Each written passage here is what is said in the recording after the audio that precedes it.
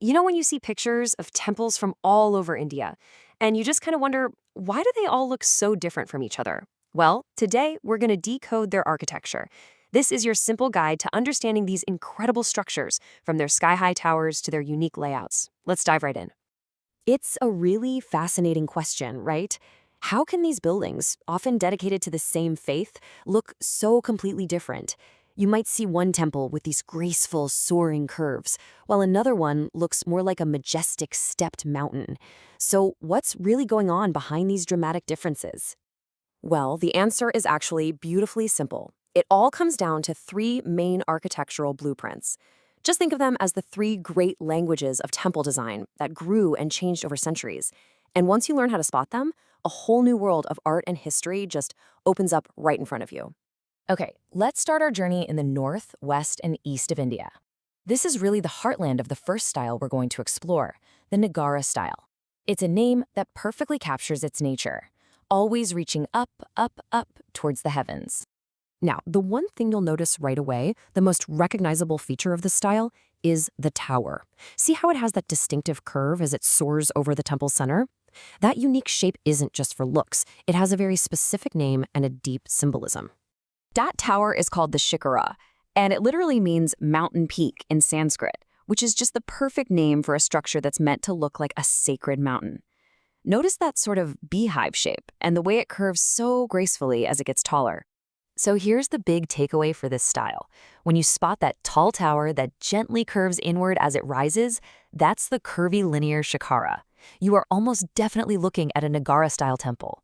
You'll find them all across North, West, and East India, and they usually have a big assembly hall too.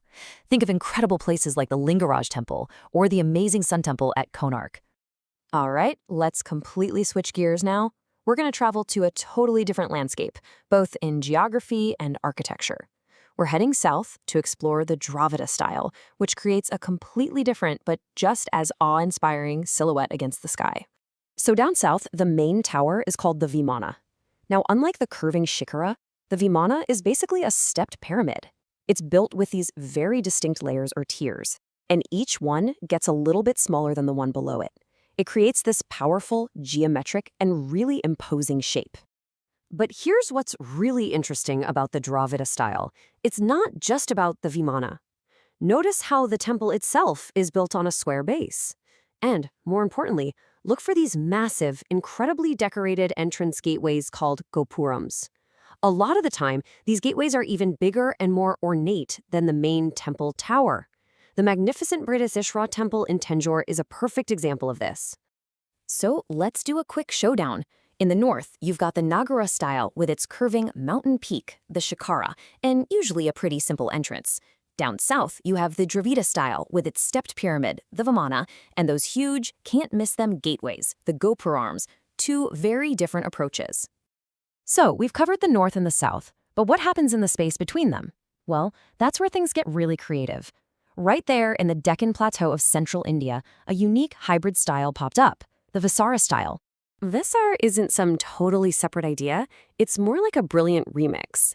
Architects started taking elements from both the Nagara and the Dravidia playbooks and then mashed them together to create something totally new and really dynamic. You'll find this style, which is also called the Chalukya style, all over the Deccan region. And you can actually see the fusion in its foundation. I mean, look at the ground plan. It's often circular or even star-shaped. That's a clear blend of the square southern base with a style that can still support a curving northern-style tower.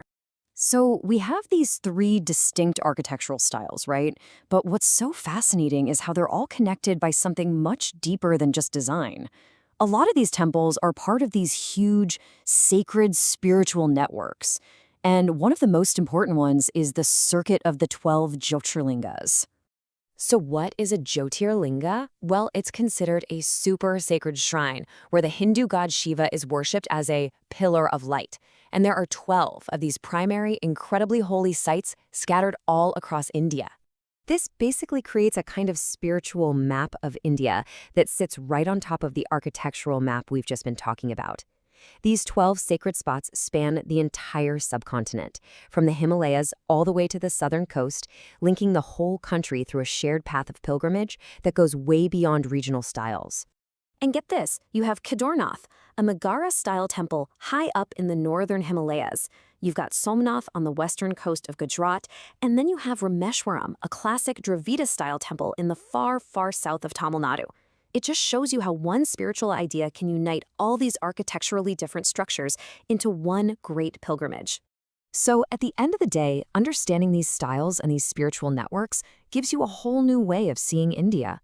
These temples aren't just isolated buildings. Together, they form this living, breathing map of the country's interconnected history, its deep faith, and its absolutely incredible artistic genius. I mean, these are monuments that have watched empires rise and fall. Their stones hold countless stories. It really leaves you with a final thought. After standing for so long, what new stories will these ancient temples have to tell the world 1,000 years from today?